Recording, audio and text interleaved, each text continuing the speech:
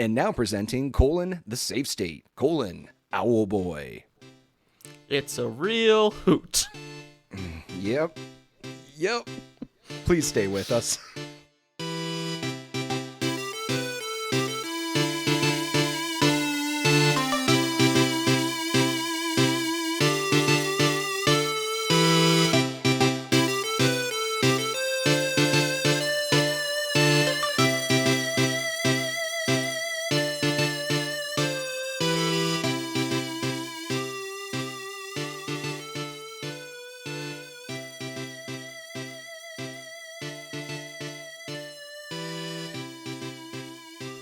Happy birthday.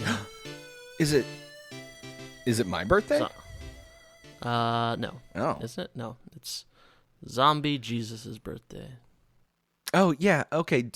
Do you know what Easter Monday is? Because I saw it on my calendar today, and I've never heard of it. Okay, what do you mean? What do you mean what it is? Like, what is Easter Monday? I know what Easter Sunday is. It's Easter. What's Easter Monday? Yes. Well, isn't it the actual day that he, is 3 days after Good Friday, right? So, isn't that how that works? Do you count the day he went in as a day? I don't know. So, what did you discover when you looked at your calendar? That it says it's Easter Monday. And then I went, I don't know what that is. And I looked no more into it. Well, it's a holiday here in Sweden. Huh. Okay. Yeah. All right. So is Good Friday. So yeah, 4-day weekend. A lot of people had Good Friday off around here. Like way more than I thought there would be. Long weekend. Even if you're not a big Zombie Jesus fan, you gotta enjoy a long weekend when you can get it. Yeah, that's fair. I respect it. I respect the con. Yeah, no, I mean, I feel like every day on either side of Easter and probably in most Christian holidays, it's like some day, you have Pentecost and, Shrove Tuesday and, Maundy Thursday and crap like that. Like they all have these little weirdo names. And that's not including, feast days and saints days and stuff like that. Right.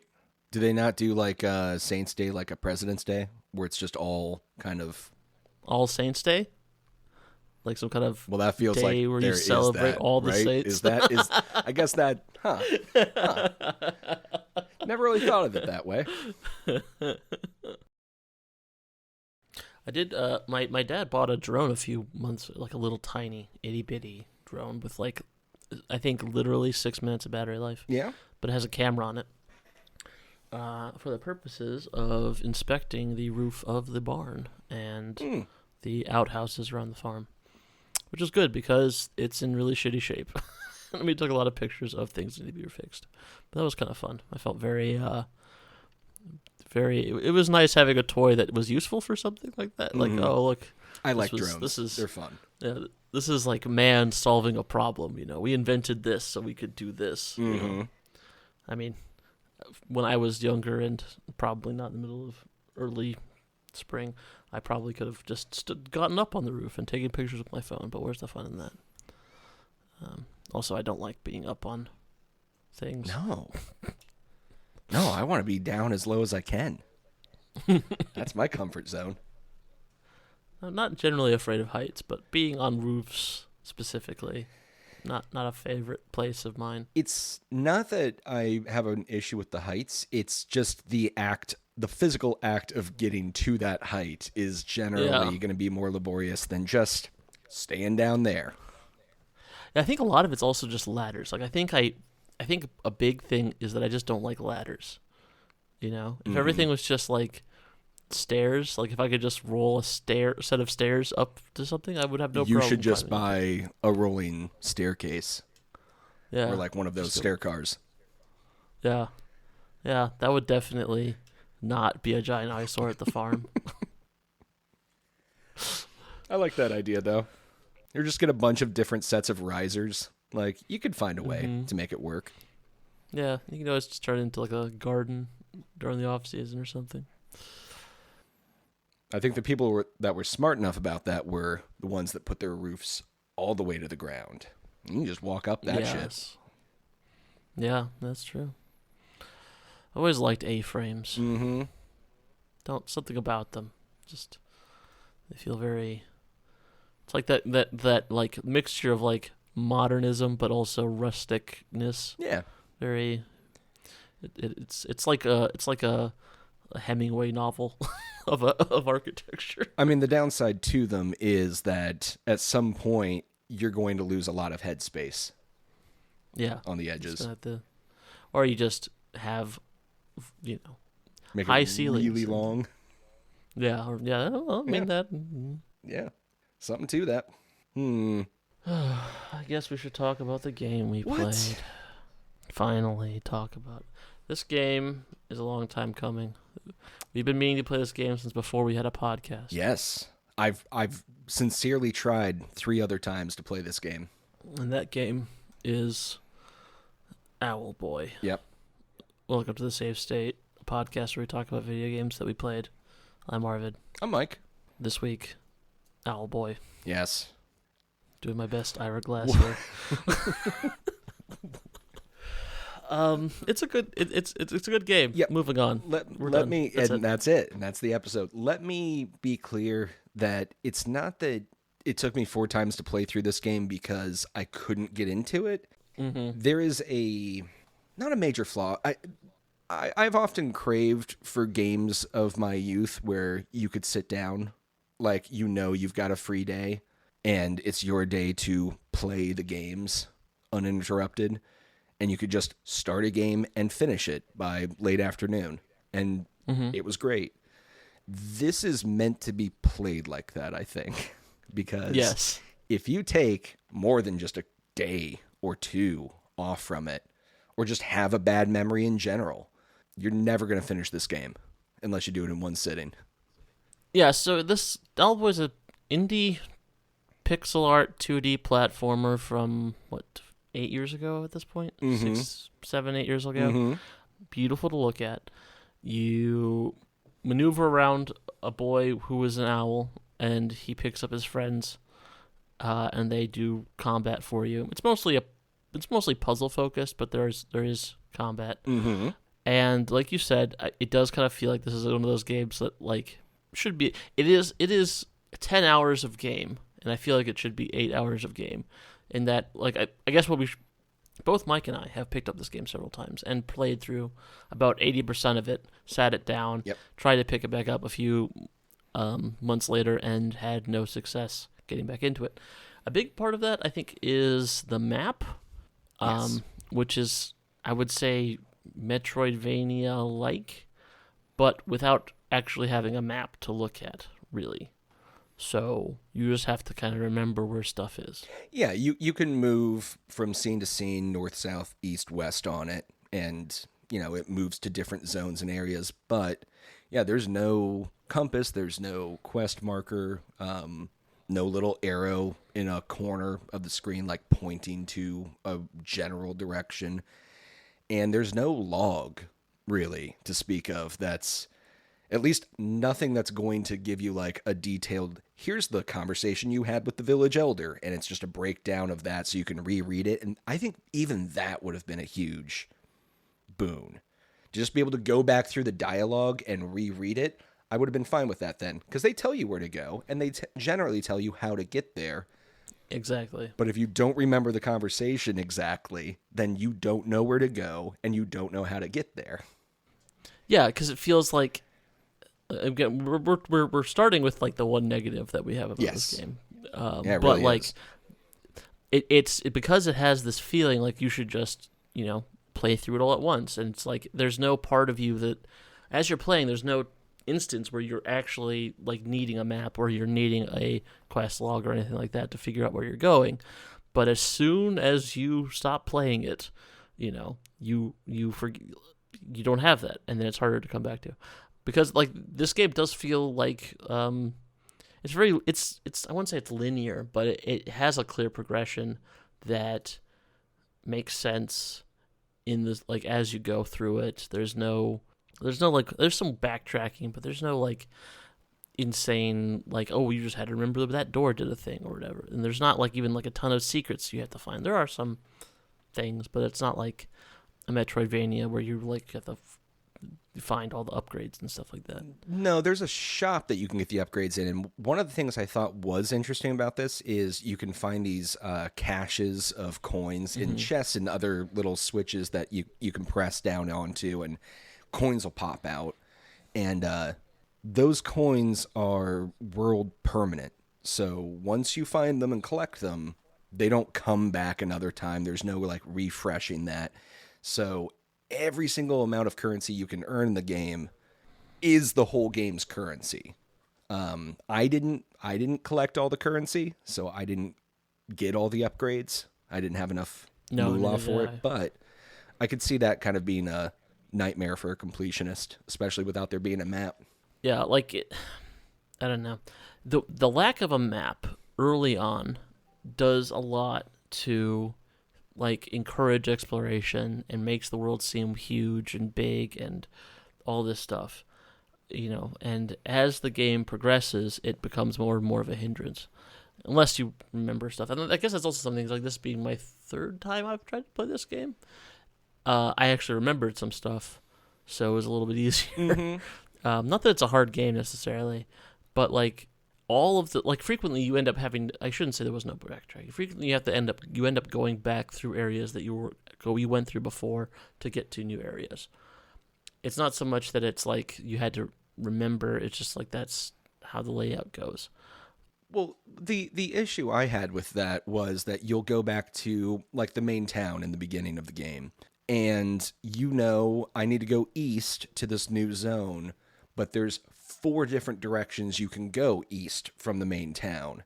And so you kind of start doing this like, oh, is this the spot? No, that's right. This is where the cannon is. Is this the spot? Nope. This is a different interaction scene, but only if Getty's there with you. Like there's all these little side avenues that you can take from all the other zones that kind of muddy the water on direction. At least it did for me. Yeah, and I it's all on a 2D plane, of course, but like there's like this 3-dimensionalness to it because you could fly. So there's no like having to jump on stuff or anything. You literally just fly for most of the game. So like the way they have to kind of create, I mean, this is a platformer where you don't stand on platforms, but it is essentially that. Like you have to find different ways of creating obstacles and creating an environment to maneuver around. So it does a lot of things that you're not used to in platformers, with like the way puzzles work and the way screens usually go from left to right. You know, sometimes they go up, sometimes they go down, but you know, and that's not necessarily the case without. I mean, with most games, it's not like Hollow Knight or Metroid or any of those other Metroidvanias don't have entrances and exits to zones that go up and down, but there is no like set, this is left, this is right, this is the plane, that is the ground, because there isn't really ground. There's grounds, there are floating islands essentially, but they're never like, you're always having to think about things differently than you would when you're trying to like map out an area, like where's the next place I'm supposed to go. It isn't always just keep going right or keep going left. Yeah, even navigating a dungeon has that similar feel to it. It's sometimes hard to judge how far you've progressed through because you keep moving in these almost circular motions through screens, and it kind of disorients you in a way of like, you feel like you're backtracking constantly, and sometimes you are. They do the old classic where you make some progress and then you unlock an area that just takes you back to the center of the room, but now you've got this, you know, quick access to the next part of the dungeon. But yeah, the way you move through the map is a lot less linear. Another thing that ends up being very not linear in like a planner, perhaps, you don't have like the combat is also very more 3-dimensional. Like where you'll have enemies that come from down and below and left and right. You're not just looking at, like, even in other games where you have airborne enemies, they still kind of generally follow a left to right kind of movement. And in Owlboy, that's not always the case at all. Like frequently you'll have enemies, you have to like think about like the pathing of an enemy in different ways that you would think about it in other platformers. It kind of reminds me of how like a game like Galaga or Gyrus or one of those starship shooter on rail games has enemies have enemies that move in all kinds of different erratic patterns, doing a lot of like circular saw blade motions in attack formations, things that wouldn't make sense necessarily on paper, but really work for the way you have to move as the player on the screen too, because it keeps you a lot more engaged.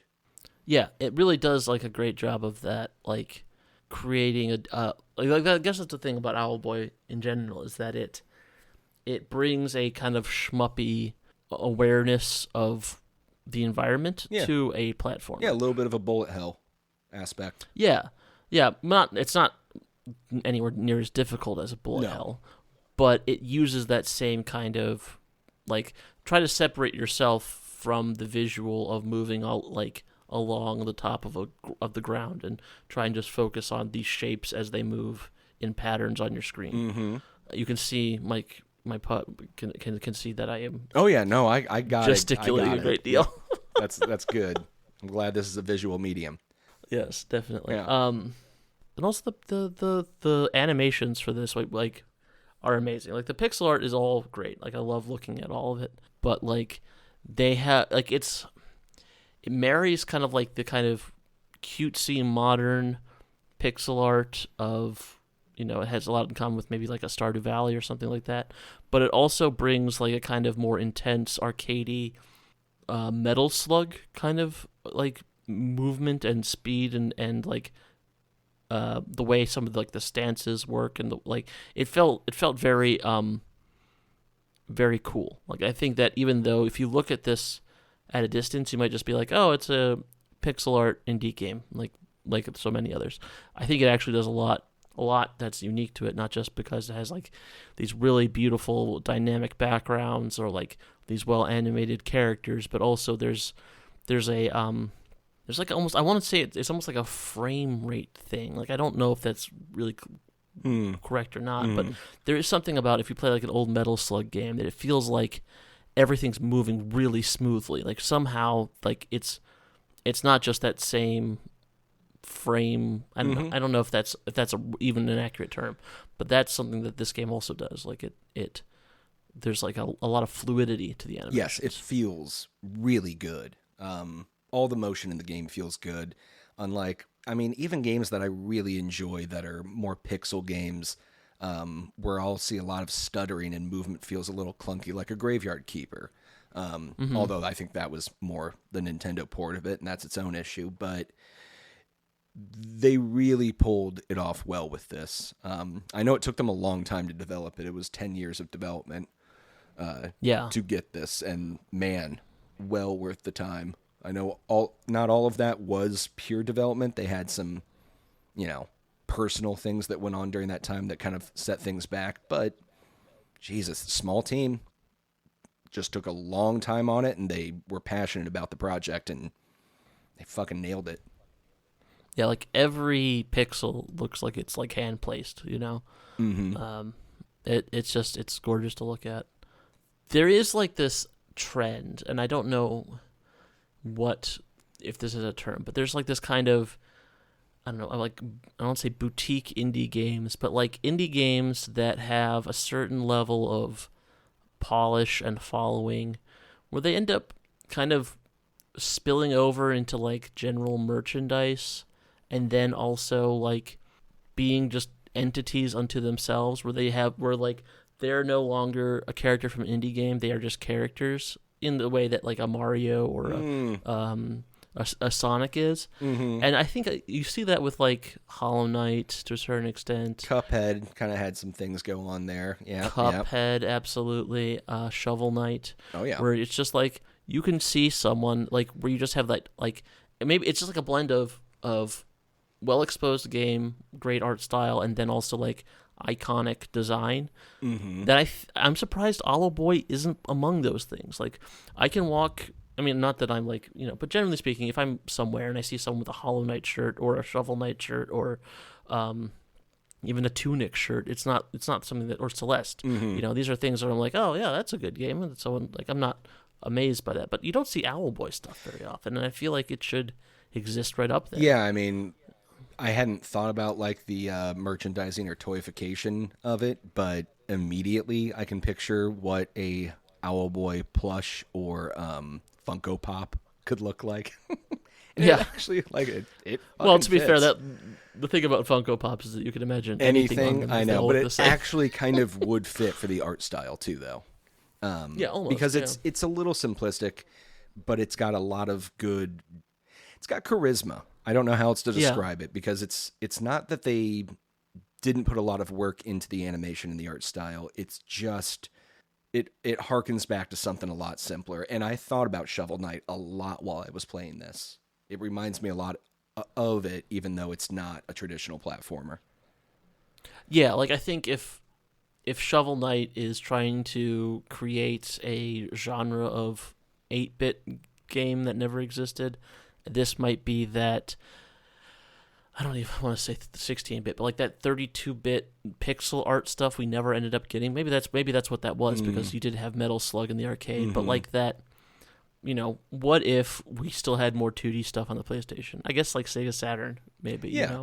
Yeah, what if they hadn't all put, the money into the 3D art studio and just really fine-tune polish the 2D? Yeah, exactly. I think like maybe Symphony of the Night to a certain extent.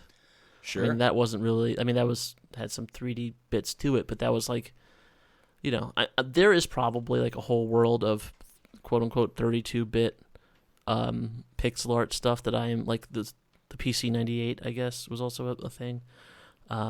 But it doesn't try. It tries to use pixel art, I guess, for pixel art's sake, as opposed to trying to use pixel art to emulate a specific genre or time period of a thing. Like, it's not like Shovel Knight and trying to make it look like a lost NES game, and it's not trying to like evoke like a specific genre or time period. Like, it's using it for its own. Like, it's like, look how pretty pixel art can be, and not like, look, we're using pixel art to look like this.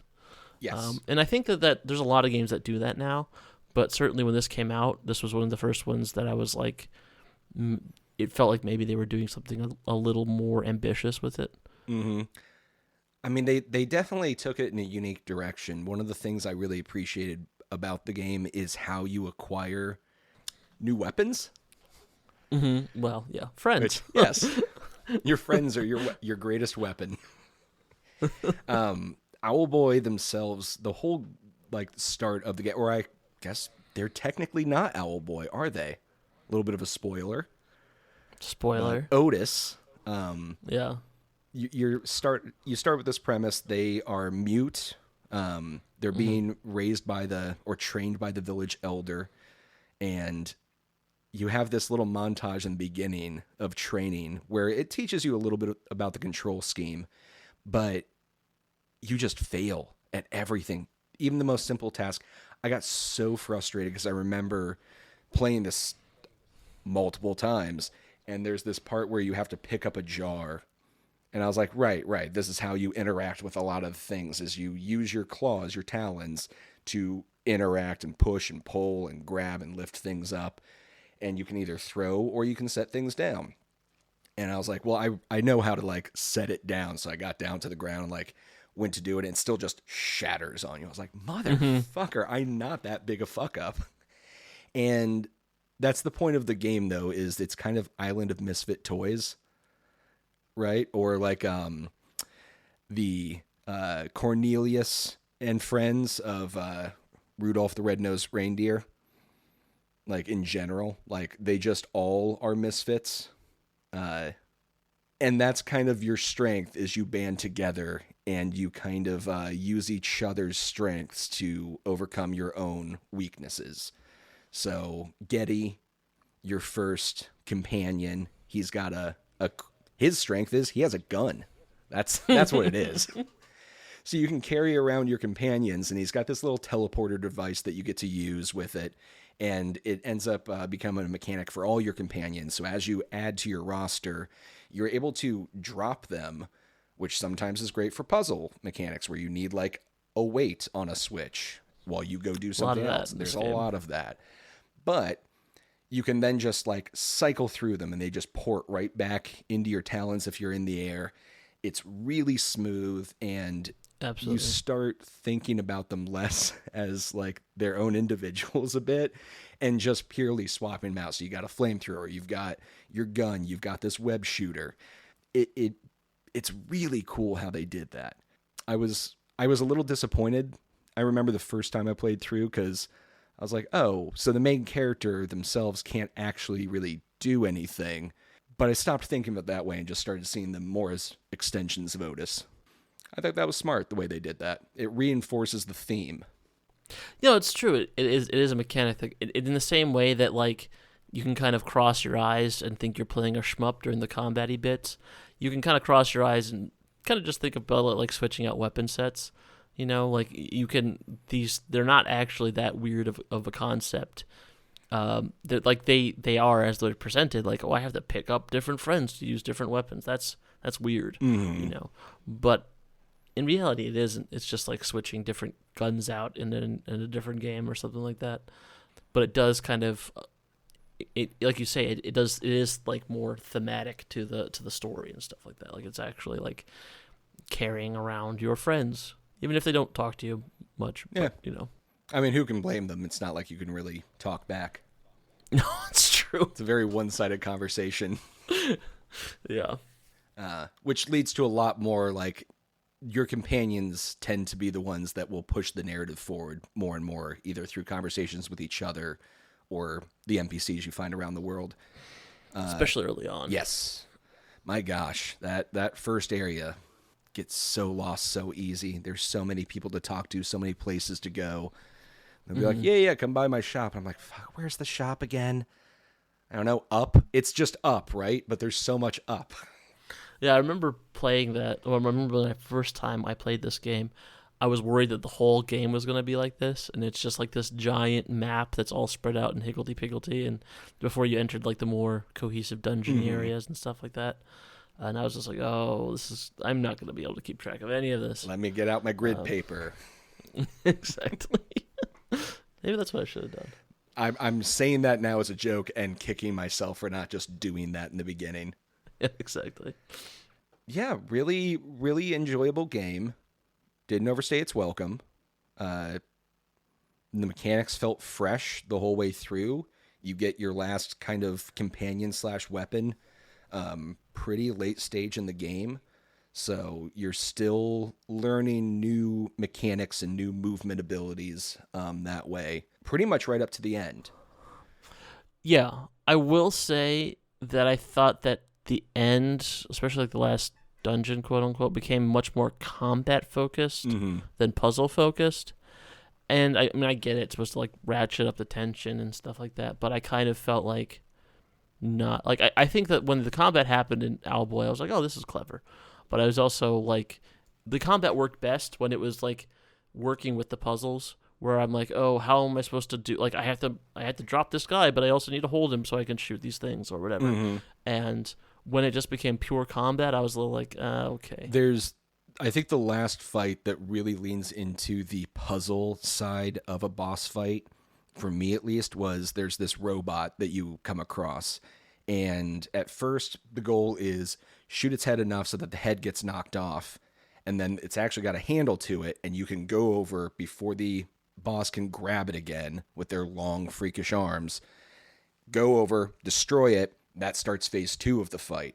Now there's a lot of electricity everywhere, and then there's these ports on the sides, and you have to kind of figure out, I need to kind of kite the arms for these attacks into these ports and overcharge it. And not to spoil how to beat that boss, but it was really clever.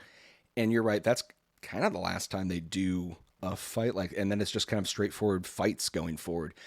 I think their thought was that they didn't want to do too much repetitiveness of puzzles. Once you've done it and solved it, it gets kind of more annoying to just have to rinse and repeat the same puzzles just under a new skin, right? I think that was their logic behind it, and I liked that. I was okay with it being combat all the way to the end. It's just that the combat can get difficult. And even if you can really buff up your health with the purple fruit you're finding, it doesn't take long for you to lose pretty much all of your health in this game. It can be rough. Yeah. And I think that's also what I liked about it when it was being, like, the combat was being more puzzly, because it almost felt like health wasn't like health, like it wasn't a normal game. It was like, this is a finite resource that I need for this puzzle.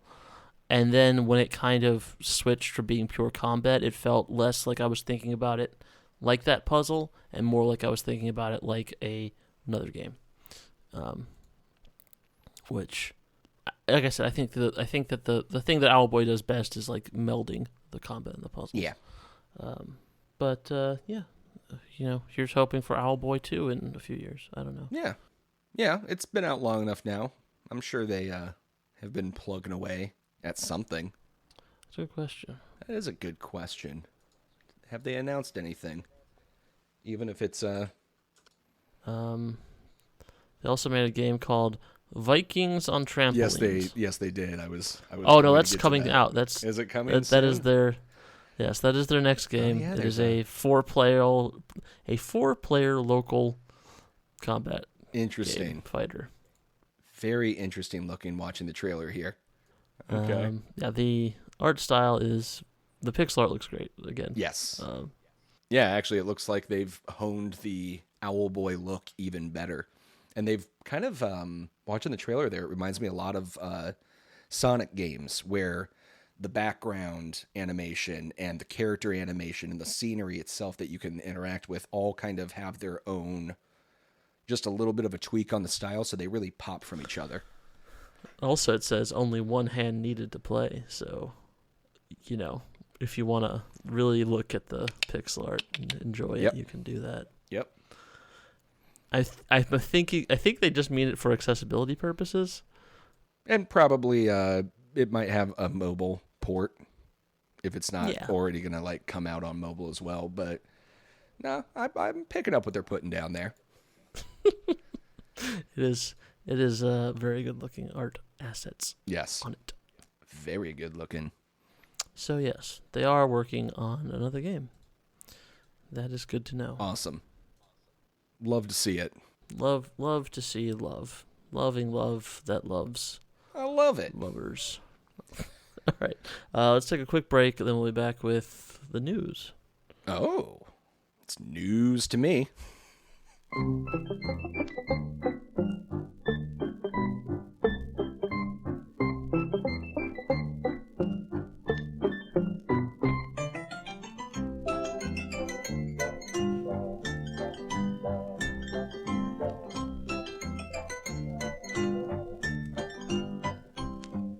All right, and we're back. Hi, back.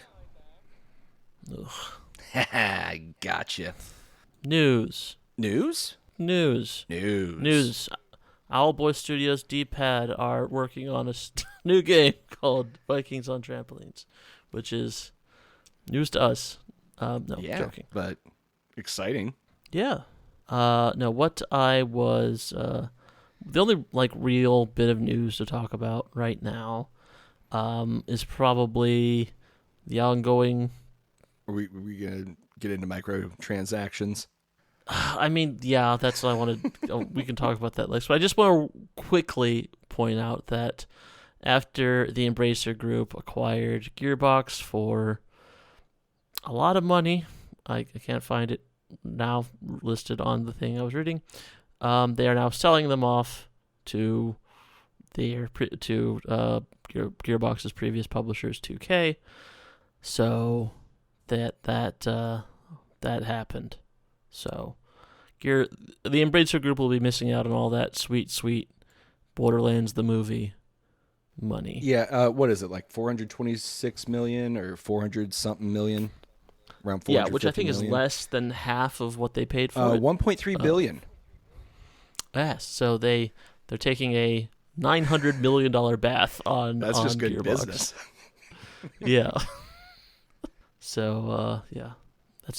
I wonder where all that money goes. I what don't How does that know. work? When you're talking about those numbers, it really just reminds me that it's all imaginary.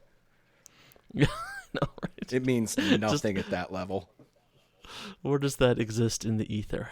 This also, this comes also with Embracer's CEO saying that they're done with the layoffs, which is, I'll believe it. Zoomed in as much as my browser would allow me to see if there was extra tiny font right after that just said "for now." But yeah, we'll see. Yeah, I'm sure it is for now. It's always for now, it's right? always for now. You're right. But I don't know. I'm if this is what it takes to stabilize them, then good. But I don't know. Like I almost didn't mention it because both you and I, Mike, are sick of talking about Embracer and their fuck ups. Yep, I just got a good laugh when I saw that little blurb. Yeah, I don't know. I feel like. The problem is Embracer also like got so big so fast and then shrank so quickly.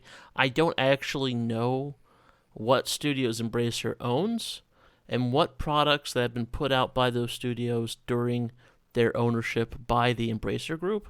I kind of feel like Embracer Group is so quick on the scene that very little of that content is actually has anything to do with their ownership. And I don't even know how interested the ownership is in the studios they own. Like, are they very hands-on, or do they care? Do they not care? I honestly don't know, because it's all been Embracer Group is buying this, Embracer Group is buying this, Embracer Group is buying this, and then it's Embracer Group is selling everything. Yep. There was no like, it was all up and down. There was no plateau. There's some real peak. Cocaine business energy to it. I know. Yeah. Like, everyone thought they were all having great ideas there for a while. I love that we can work while we're on cocaine. Yeah, exactly. Yeah, I hope we don't see more of that. I mean, I know I've railed against big companies buying up all these little studios. Not that Gearbox is a little studio, but I hope the trend over time will be more independent studios putting out really great content. And yeah, if these AAA developers want to go group up together, fine. Fine. Well, what I think you're seeing is the return of the AA game right now. And I think that's kind of what's screwing over a lot of like the bigger developers. We have talked about this, I think, on every episode this year. Yeah. But like with Palworld and Helldivers 2 just kind of doing so well on like, but they're AA games. They're not AAA games, you know. And AAA games like Skull and Bones and Suicide Squad. You mean both games up for Game of the Year? Some real contenders there. But like those are AAA games, and I think that like big like it's like a movie. Compare this, if you will, walk back to the '60s with me, and compare this to the movie studios of America in the '60s, where everything got so big. All productions had to be big. And actually, that's why movies are now, to a certain extent. So they have to be big. The movies have to be big. The budgets have to be big, and the money they make has to be big. And then they kind of got eaten alive in the '70s when they kind of chilled on that for a bit. Mm-hmm. And then also, like, if you one of those big games fails, you lose so much fucking money. Like, you can't afford to have a failure. But if you can reel the budgets in and put out more AA games, because the market's more unpredictable, and Helldivers 2 performs where another game, Multiverses or something like that, doesn't perform well, it's a lot less risky. And now with studios firing thousands of people, everyone, I think you're going to see large developers moving towards that AA model, which kind of hasn't really existed since like the PlayStation 3 era, you know? Like, we've had indie and AAA. The AA has kind of died out for a while. I feel like the great like return of the AA game was probably like for us was like Yakuza, right? Like, I can't think of, that was like the first game in a long time where I came to it and I'm like, oh, this is not an indie game, but there is a budget here. Like they are not spending everything. They're like, there is not hundreds of millions of dollars on screen here. Yeah, I think back to like they used to be so prevalent. A game like The Bouncer that I still like is always in my mind. Absolutely, it was a solid AA game, and then it vanished for like 15 years. You just couldn't find a game like that. It either, like you said, either big budget AAA, or it's going to be a little studio indie game that's quirky and fun and cool, but it's not always reinventing the wheel. I'm happy to see the middle ground kind of be taken back, clawed back from the AAA scene. It's nice. Yeah, no, I mean, it is. I think when there is when you have a stronger middle ground, whether you're talking about any kind of thing, whether you're talking about movies or video games, it's always better because you have more options and you have more people doing more different things. Yes. You can afford to take more risks because like an indie game, even if it blows up, is never going to be. I mean, it can be a huge hit, absolutely. And like something like Stardew Valley, I don't know that Eric Berwin's ever going to need to work another minute of a day of his life, but like. Still will, though. New patch came out. Like, yeah, absolutely. Another update. Yeah, Saint Concerned Ape. A AA game, you have a lower risk of losing money, but you can still have something blow up. Like, I think about Bayonetta, perhaps. Sure. Where that was a AA game that was just like, well, let's do sexy Devil May Cry with like a mom nun or something. Yep. And, yes, huge franchise. Huge franchise. So, like, or Yakuza, as we said, I mean, maybe they're moving more towards AAA as they kind of have gotten bigger. Sure feels that way with Infinite Wealth. Yeah. But, you can just, okay, we're going to make one of these every other year for, 18 years or however long it's been. And they just do that. Yeah. So, you need the stable middle ground, yeah. I think. It's, here's your water, here's your ships. It's rising. It's all rising, right? I think that's the gist of the idea there. Yeah. So that kind of sparks a little memory here. And this isn't news, but No Man's Sky, a lot of flaws to it. Every patch, every update, it gets better and better. It becomes more and more like the thing that it was supposed to be. And I'm always impressed how they have remained true to a free update model, which is a very rare thing these days. To the point now where I've seen others have this sentiment of like, you can put out a paid DLC. We're not going to be mad at you. Yeah. But they're doing a new game. Yeah.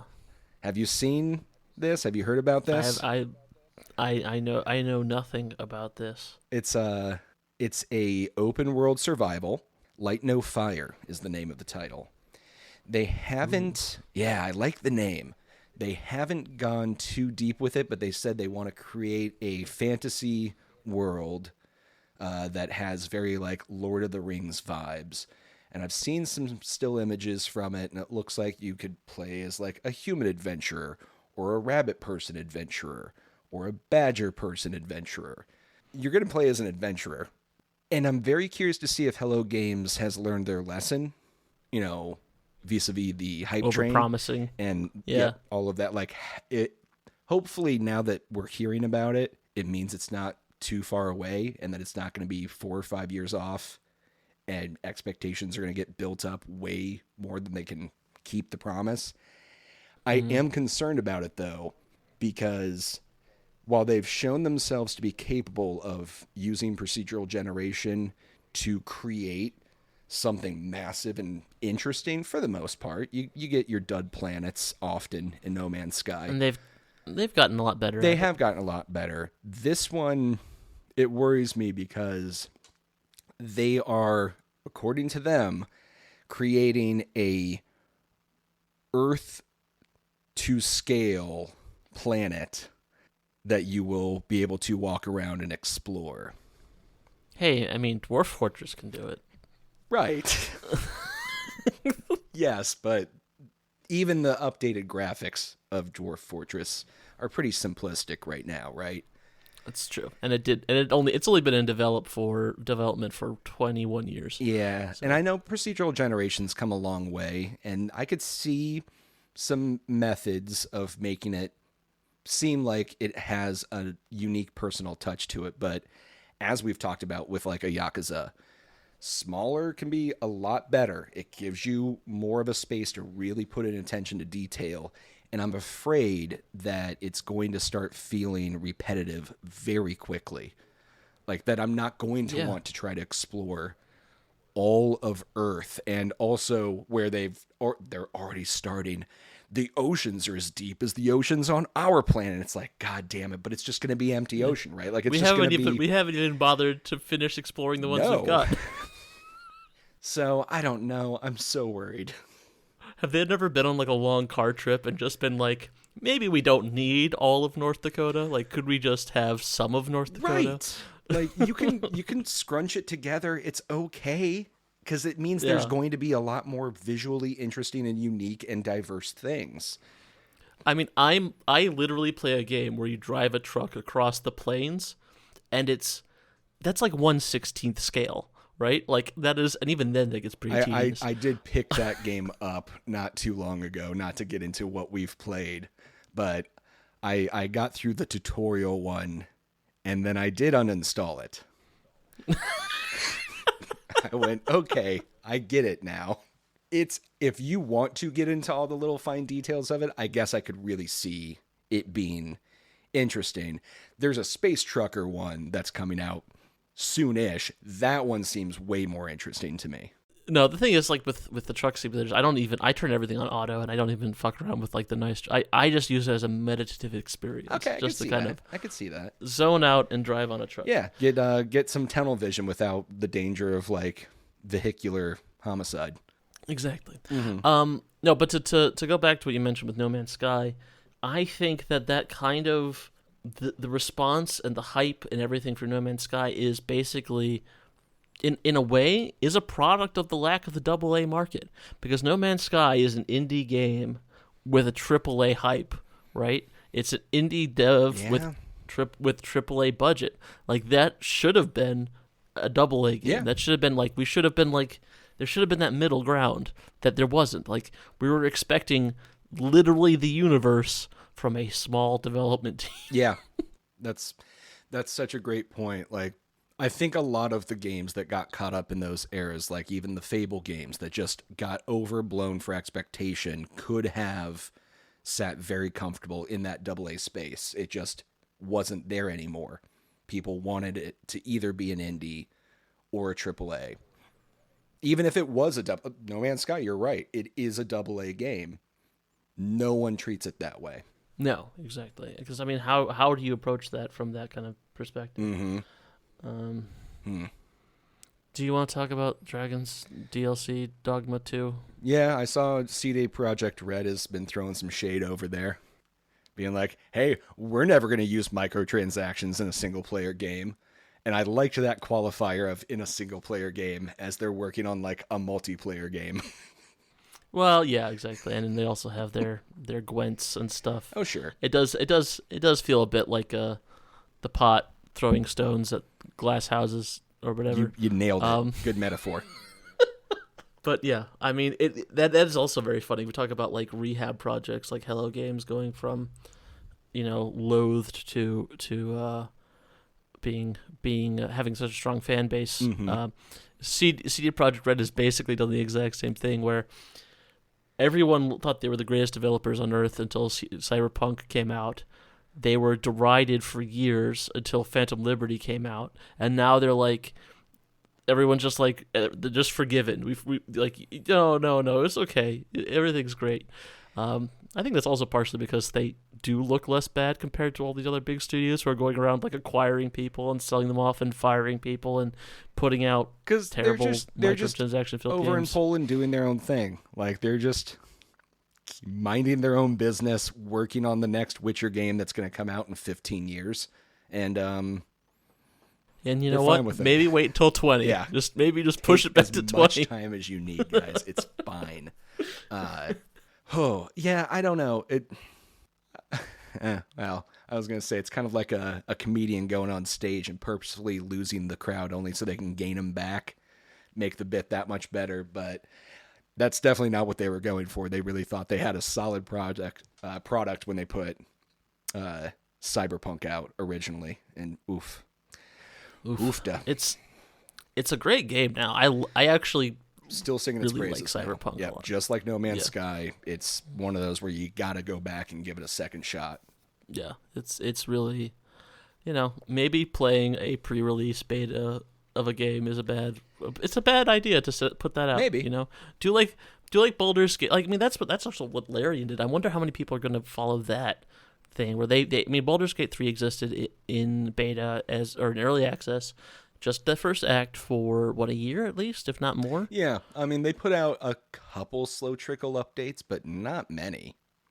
Yeah, but that was more like building it out wider, like giving more classes and stuff like that, not so much progressing the game. No, it was all still just that little first area of Act 1. Yeah. Yeah, I do wonder if other developers might look at that in the future as a way of if the corporate overlords are like, we want you to have something out in Q3, and like maybe we do something like that, something that can appease both parties, where it's like, we need to spend another year or two on this game. You need us to put something out right now. Baldur's Gate 3 printed money, has been printing money for the last 9 months. Let's do what they do. Yeah, less early access, more extended demo. Yeah. Extended demo is a good term. I really like that idea. But getting back imagine if Baldur's Gate 3 didn't turn out to be as good as it was. Like, oof. Can you imagine what people have been saying to Larian about that? Like, ugh. Well, I'm really excited to see what they're doing next, because they've fully washed their hands of Baldur's Gate 3, handed that whole thing off to someone else. Yep, and they're going off to do their own thing again. And I loved the Divinity series, so very excited. It will be interesting, like, because the thing with the Divinity is that it has that problem, I think, that, like, comic books and, like, Blizzard has, where they kind of just have so many different writers writing on top of each other that it ends up being somehow both good and bad and generic and specific all at the same time. Sure. And going back to Divinity makes the most sense, but I do wonder if maybe they start their own thing. I don't know. It sounds like they're going to be doing their own unique project going forward, just using all the tools they've learned and built from here. Personally, I wouldn't mind seeing them make something outside of the fantasy space. Yeah. Just as much they've proven that they can do a very good fantasy RPG. I would like to see them, even if they want to keep the same, mechanics, but do take a whack at Shadowrun or something. That could be really cool. Yeah, been a long time since we've had a good Shadowrun. Well, there was those decent ones. Actually, there's quite a good. Yeah, but they're older now. Like they're aging. I feel like those ones are so new, but they're actually probably I don't even want to look it up, like 10 years old at least. Yeah. Who made those? That was that Harebrained? No, that wasn't. I'm pulling it up. I think that was Harebrained Schemes. Shadowrun Returns. Yeah, Harebrained. 2013. So it's 11 years old now. This July it'll be 11 years. Oofa doofa. I know, but I mean, maybe a year and a half ago, I reinstalled that and the DLC, expansion for it, and really enjoyed them again. Just still solid. Sorry, I think I interrupted you at some point, but we were talking about Dragon's Dogma. We were dragging our feet about talking about microtransactions and the controversy around Dragon's Dogma /2. /2. Yeah. They don't even want to lean into the 2. When you load up that title screen, I legitimately checked my Steam page to make sure I hadn't accidentally bought the wrong one, because I was like, wait, it just says Dragon's Dogma. So I didn't know there were going to be microtransactions. I think most people didn't know there were going to be. And I didn't know for the first few days until I was speaking with one of our mutual friends, and he was telling me all the hubbub online about it. I hadn't noticed. It's kind of buried in the start menu, and I'm just loading right in.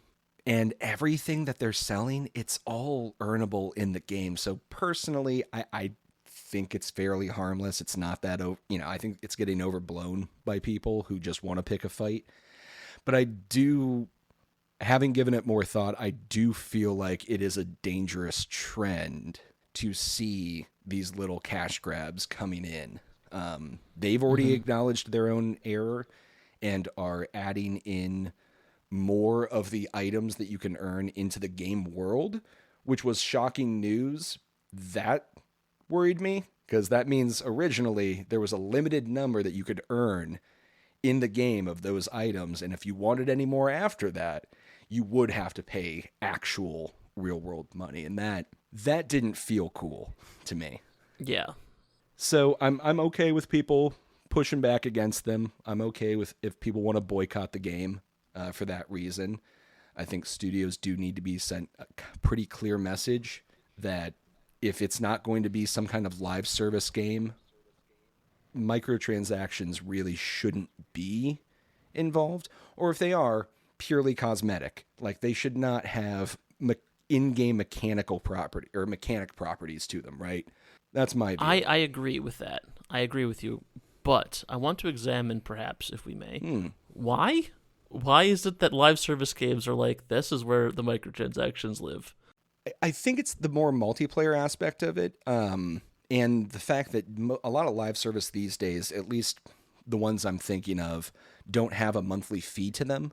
So they have server maintenance costs. They have all of these, staffing and employees and localization, and they have a lot more they have to do.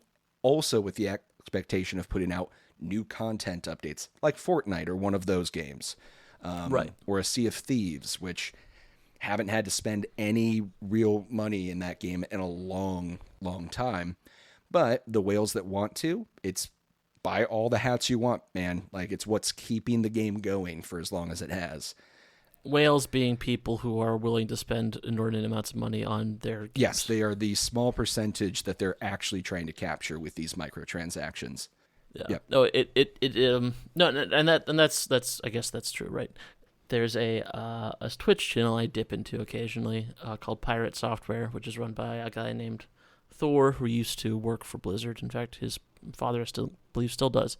And he was speaking about he worked on I think StarCraft 2 Wings of Liberty, and when it came out, they also around the same time they also released the Sparkle Pony, the first pay for mount in World of Warcraft, which I think released at like a $15 to $20 price point. I can't remember exactly what it was. Yeah. They made more money on that mount than they did on the entirety of StarCraft 2. Jesus. And that, so like that is why these things continue to exist, because they want to find that Sparkle Pony, Yeah, well, and I don't blame a company for trying to figure out more ways to make money. That is their job. But I think it has to do with like the purpose behind it too. Like, that's why I was saying a live service game that isn't taking in monthly fees, they do need to find some way to keep people going. Helldivers 2 even has that right now. No one's freaking out that they have the ability to go and buy an in-game currency that unlocks new things for you to access. But you can also earn it through the game as well. Like, I think they've found the smart middle ground between. There is a middle ground to it, and I feel like Dragon's Dogma 2 really toes and even crosses over the line a little bit. Yeah. So to me, what I think the big thing is the way it's marketed. Like the more I spend on a game up front, the less I want to be sold things as I play. Yeah, and this is a $70 price point. Yeah, like that is I think probably, like, there are games I play that I paid free to little money for that try and shove microtransactions down your throat every time you boot up the game, and I just mash through it, whatever, I don't care. But when I paid full price for Fallout 76, or whenever, maybe it wasn't full price, maybe it was just $40 or however much Fallout 76 was, and when I paused the game and it tried to say click here to buy things, I got irate. Yes. Or like a game where you're already paying a subscription fee for, like a MMO, and then they're like trying to sell stuff on top of that. That is kind of the problem. Yeah, Elder Scrolls when you have Online. so when you have a game that is brand new out, with a $70, $60 or $70 price point. For 70, $69.99. Yes, nice. Nice-ish. Yeah. Yeah, they really should have just leaned into that. Just $69.69. I think everyone should. All these ones who are like going for the $70 price point, $69.69. Just go for it. Like that's the problem, right? Like that's the optics you're screwing up. Like it's really just that easy, you know? Like it's a marketing problem, not a actual business model problem. Yeah. Speaking as someone, not to transition into what we've been playing. Speaking as someone who has spent the last week playing 100 hours of Disney's Dreamlight Valley. Are you okay? You doing all right, bud? I have been falling asleep with it very frequently. That's what you claim, I think and also I left it on like all day yesterday without noticing because I went to make breakfast and then didn't come back to my computer. Anyway, and it just doesn't bother you. There's no, you just stand there and Sully from Monsters Inc. just walks into you over and over and over again. But that game, like I mentioned at first, like I never felt compelled to buy any currency or anything like that early on because there's so much stuff to do. But now that I'm in the quote unquote end game, so to speak, where I'm playing the expansion content and most of the storylines all done, and you start looking for things to do, and then you start looking like you don't have to open the seasonal, like the little season pass, unlockable. What do you call those things? Where you pay X amount of money for something and then you unlock things progressively within it. Season pass. It's like a season pass. Yeah, you don't have to go into that season pass menu, but you start looking for things to do, and you're like, oh, if I kill, not kill 20 of these, but if I plant 20 flowers or whatever, and then you're looking at that, and then at a certain point that switches over to be your primary goal, and then you're like, that feels icky. Like then you're like, I've fallen into their psychology now. Sea of Thieves does a very good job with that. And when I go back, I'll probably have to pay real money to get back into the season pass. But essentially the way they did theirs was a really solid gameplay loop structure for like the business side of it. That didn't irk me too much, but it definitely encouraged continuous play because you pay real money the first time. I think it's $9.99 or something, with tax or whatever, and you get your season pass. Now you have 80 levels or 90 levels of whatever of achievements to slowly earn through. And each level at first you're unlocking something, and it's a currency to use for something, or it's a new hat, and then it starts being every 5 levels. And then 10 is the big one. And it's right near the end is when you get the stuff you actually wanted. If you play through the whole thing, though, you earn enough currency to buy the next season's pass. Exactly, yeah. And so it encourages you to go all the way through. And the only way to do that is if you're consistently playing. And I didn't mind that, but now I've really been wanting to fire it back up. That Monkey Island stuff really ruined it for me. And I'm realizing, damn it, I'm going to have to pay real money again. They got me. They got me again. No, I bought it on sale, Dreamlight Valley, I should say. And it came with the expansion pass and the main game, basically, for the price of the original. Anyway, but it came with a bunch of the currency for the game. And so, like, I think I could probably buy, like, the next 5 season passes, the amount of currency I got for buying the whatever gold package or whatever. So like but this thing is I see the value there, and I'm like, I have to maintain that. I have to get back to that what I spent on the season pass thing before, And I feel like I can let it go, but I can totally see how that would be dangerous for a child, especially someone who wants to hang out with all their favorite Disney characters. But like I don't know, I'm not saying it's done well, but it could have been done a lot worse, as far as like predatoriness. Speaking of predatoriness, the other thing I want to talk to you about is City Skylines 2 has released its first DLC, and everyone's really happy with it. Everyone loves it. So I bought the season pass for that, the Ultimate Edition, which came with the first year's DLC, because I was quite happy with how Paradox did Crusader Kings, and I felt like so far with Crusader Kings, all of their DLC has been worth what they're asking for it. Now, Crusader Kings 3, when it launched, was not a buggy pile of mess, unlike City Skylines 2, and, Colossal Order is actually making it. Paradox just publishes it. But, so the big problem, there's been the game is just, it needs a lot of patching, and they've been patching it, and I think that the way, the most recent patch has done a lot to fix some of the biggest problems that the game has, performance-wise, also with the land value spiraling out of control in the late game, and just making it a much more stable game. Perhaps because of the manpower needed to fix the game, the first DLC that they launched, the Beach Properties Pack, came with it's just a bunch of houses and 6 parks.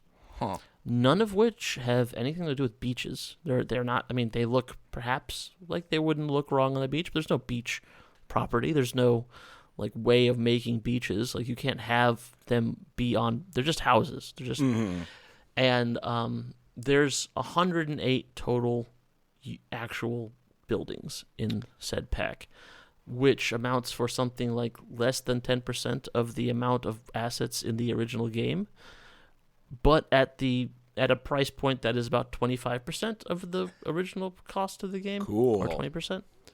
So it's bad. It's very bad. And then what's even worse is that all through, the other thing is also that I think City Skylines players, including myself, have been a bit too trusting, because generally speaking, even if their DLC isn't amazing, it's still an asset to your game. It may not be worth what they asked for, but you still feel like it's an improvement. And they also give a lot of free content with a lot of the DLC. So there'll be a free patch with some free content along with the DLC. This time, usually that free content is landscaping. This time they included the trees, the landscaping, in with the DLC. A whole 4 trees. Now, the problem with this being that this is the only tropical foliage that exists in this game. So, if I were, and they also launched the map editor at the same time. So let's say, hypothetically, I want to make a tropical map and share it with other people to play on it. And which tropical maps were a thing that launched with the original base game, the City Skylines 1. You have to have this DLC to use those foliage assets, which are going to get very repetitive very quickly. Yeah, well, there's that too. But the foliage it's already pretty repetitive. But in general, they're kind of, in a way, holding a whole new map type hostage behind this DLC. Not only is it just that they are putting out bad, less worthy content, but they're also screwing people over from getting to other content who don't. And I don't want to make a baseless accusation, but it really feels like how Sims 4 rolled itself out, where people were shocked to see that pools just weren't a thing in the base game, even though they had been in all the others and are kind of a big deal in those games, especially if you like killing your Sims off, just by removing a ladder while they're swimming can just bring you tons of enjoyment. But, and I guess the baseless accusation I'm about to hurl is that it feels like they purposefully chose things that were ready to go at launch and just walled them off as DLC, even though they could have just gone out. And that feels shitty. I don't know if that's necessarily the case, but it has been almost 6 months since the game came out. My guess is that they had some stuff set up for the DLC to go, because they needed stuff to advertise for it, right? But then they were going to add more stuff. But they needed to use those resources to fix the game that came out too early. And so, but they already sold this DLC with the base game. I already have it, apparently. And a lot of other people probably already bought it. So they have to put out the DLC, and they have to put it out when they said. Otherwise, they have to do refunds on the DLC. So they had to put it out no matter what.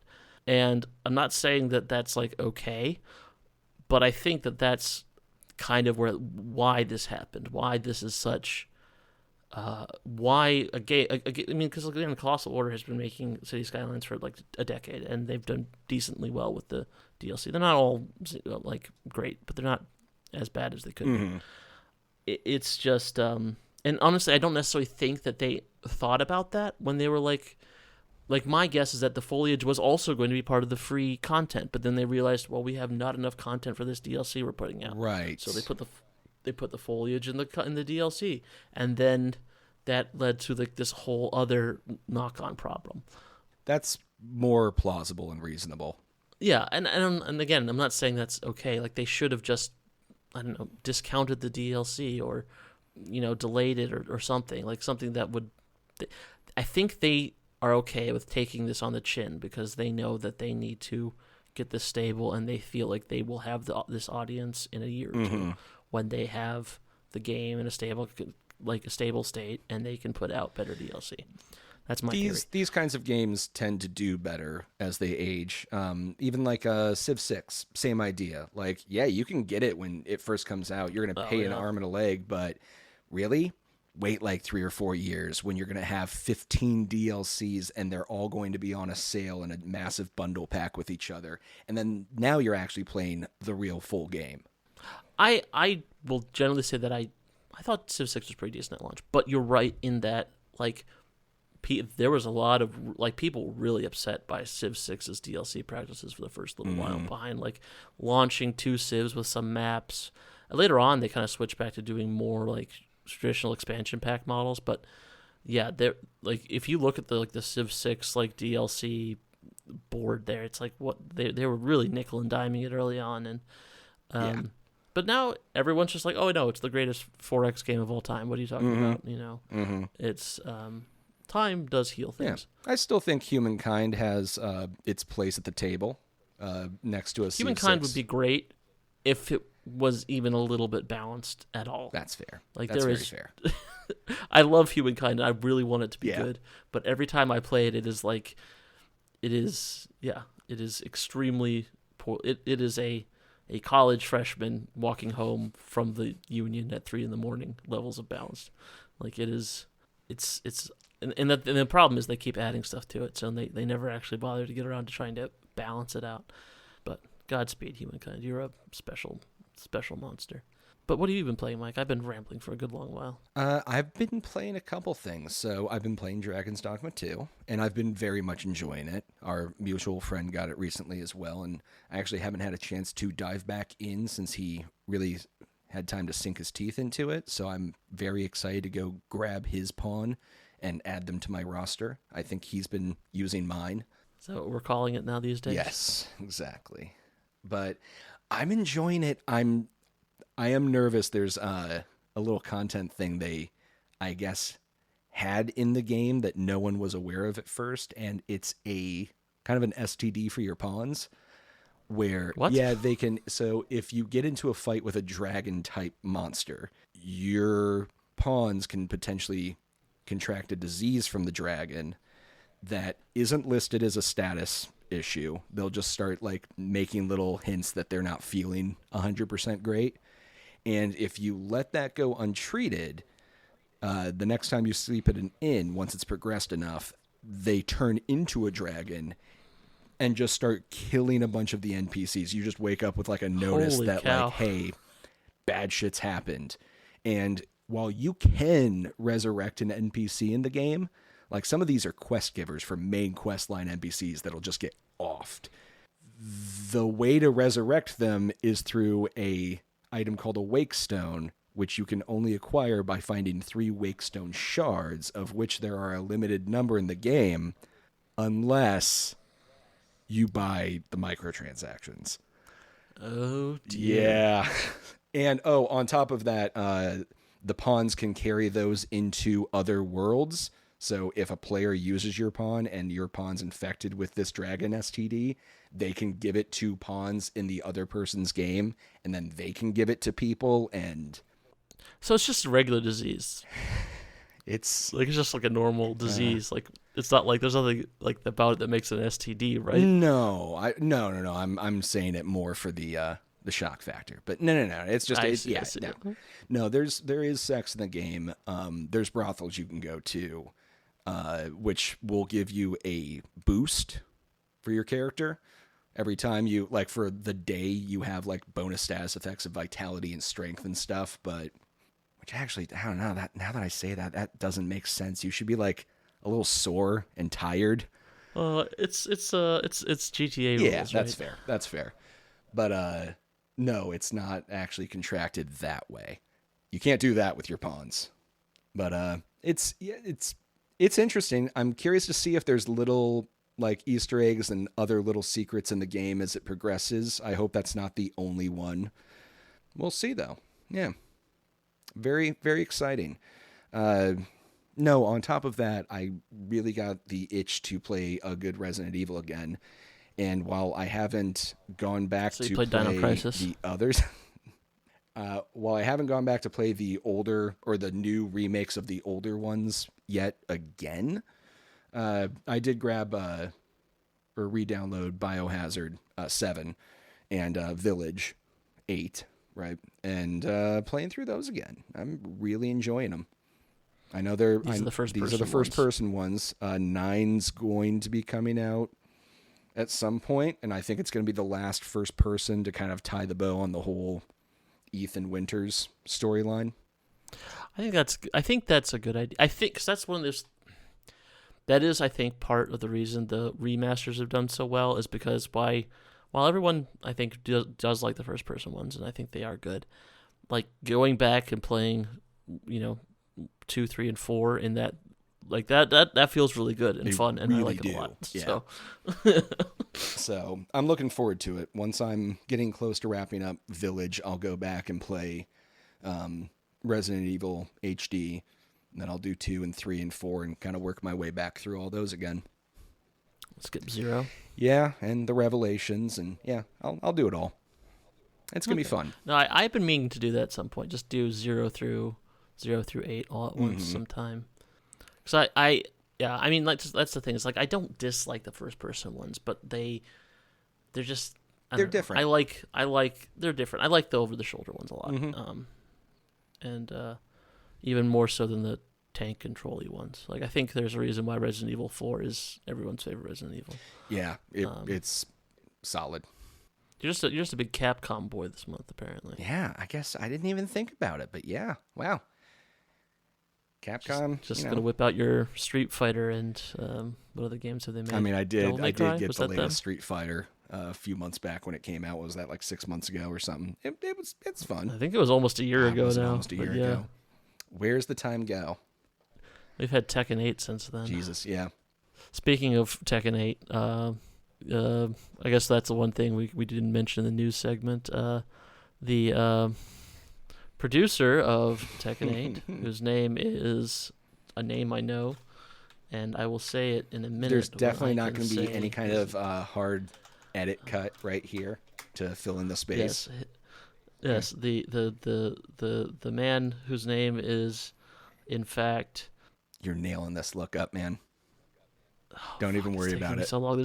You're doing so good. Katsuhiro Harada on Twitter with bafflement, or asked on Twitter, why everyone wanted a Waffle House level in Tekken 8 so bad. And I think that's a great idea. I do too. I know it's very American, and we spoke about this before we hit record, but you and we haven't had Waffle House conflicts. No, I love meal. Waffle House to me is an oasis of dough and cigarette fumes in a world of an indifferent, dark and cold world. Yeah, it's a sanctuary for those who are out way later than any person should be out. Yeah. Absolutely. They're important parts of the fabric of American life, whether or not people get their wigs pulled or not. I think Waffle House deserves more representation in general, not just about like when people talk about how the Waffle House Index or like who got stabbed in what Waffle House parking lot. Like minor details. Doesn't matter. Yeah, exactly. It's America. These things happen everywhere. It has been a little while since I've been in a Waffle House, but I do still, for some reason in my mind, it feels right that they should be exempt from the smoking indoors rules. I think just Waffle House, like we should pass legislation to protect Waffle House so it can still be indoor smoking at those establishments. Well, I remember when in Richmond, near the airport, there were 2 Waffle Houses. There was like a Waffle House and then a motel and then a Waffle House. And this is the South, so we can kind of guess why there's 2 of them so close to each other. But in my day, one was the smoking Waffle House and one was the non-smoking Waffle House. That's so funny. Jesus. No, I mean, when I was... when I moved, like I briefly spent some time in Sweden when I was in high school before I, and when I was feeling homesick, I changed my desktop background to a picture of a Waffle House that I found on the internet because that is what home meant. It's cozy, it's comfort. Yeah. Yeah, there's really not much else that's better than like having a long night with friends, really enjoying like getting into trouble that evening, starting to feel that like wind down. And then shuffling into a Waffle House, getting your coffee, getting your cigarettes out, getting the ashtrays sorted, and going into one of those little curved cushion booth like tables and just spending the next 3 to 4 hours there. Yeah, or just getting out of the emergency room at 4 a.m, having every last piece of your energy spent, and you're just full of who knows what chemicals, and you've still got the little plastic bracelet on, but you can get some fucking eggs and a waffle and sit there for a minute. Man, so good. Ooh, you're really making me crave some breakfast food. We're recording on a Monday, and Mondays are often my day to go to the breakfast diner down the road and get myself a corned beef hash skillet. Well, with that, we should probably wrap this up before Mike eats the podcast. I'm pretty hungry. So thanks for listening to our podcast. Thank you. If you liked it, leave a review or send us an email at thesavestatepodcast@gmail.com. Give us a 5-star rating. You can interact with us on Blue Sky at the Save State Pod. Tell your friends. Please. And, I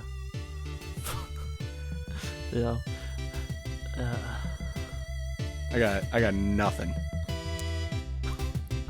I got something. Oh shit! And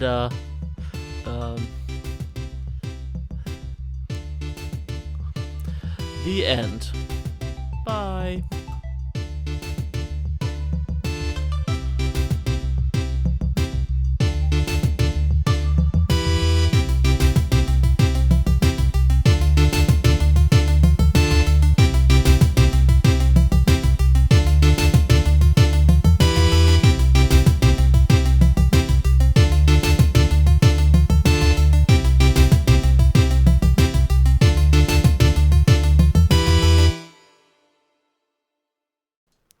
Gonna cut this out if there isn't anything interesting I find. A do. D-Pad Studio.